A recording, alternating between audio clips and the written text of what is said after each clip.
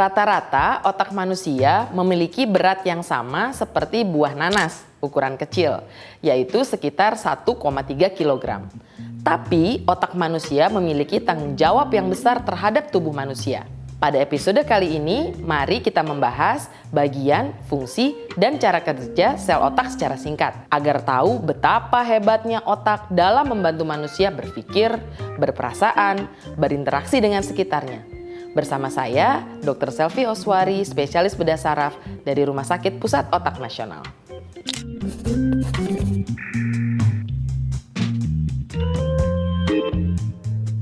Otak merupakan organ utama yang mengatur atau meregulasi seluruh tubuh kita. Mulai dari bergerak, menggerakkan semua anggota gerak tangan, kaki, berpikir, sampai hal-hal yang abstrak, berperasaan, kemudian emosi, menyimpan memori, kemudian mempelajari sesuatu. Jadi dalam belajar, fungsinya itu juga sangat tergantung pada fungsi otak kita.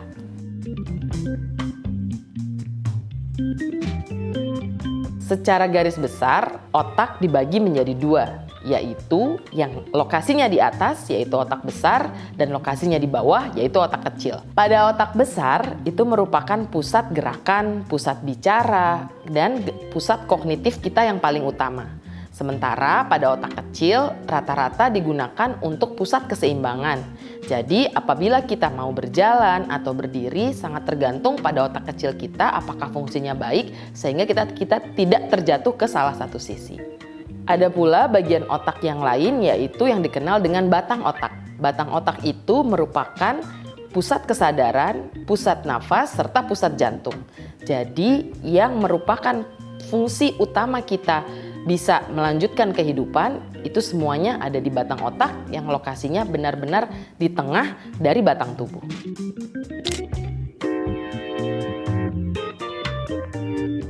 Demikian hebatnya otak manusia ini.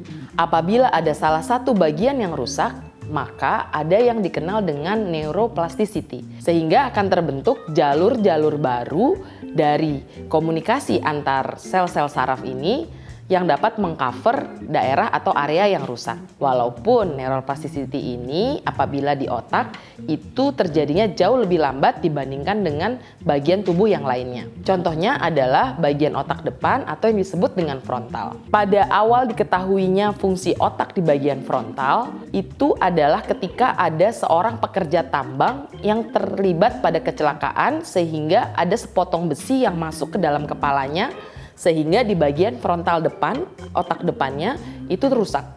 Namun pasien tersebut bisa pulang ke rumah, bicara dengan istrinya, bahkan tetap bisa berkomunikasi dengan baik.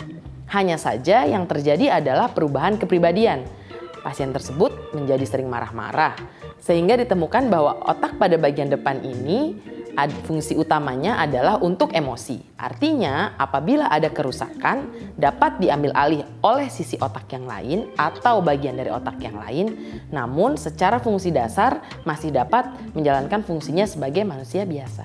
Demikian pembahasan mengenai bagian-bagian otak. Saya, Dr. Selvi Oswari, spesialis bedah saraf Rumah Sakit Pusat Otak Nasional. Sampai jumpa pada pembahasan berikutnya.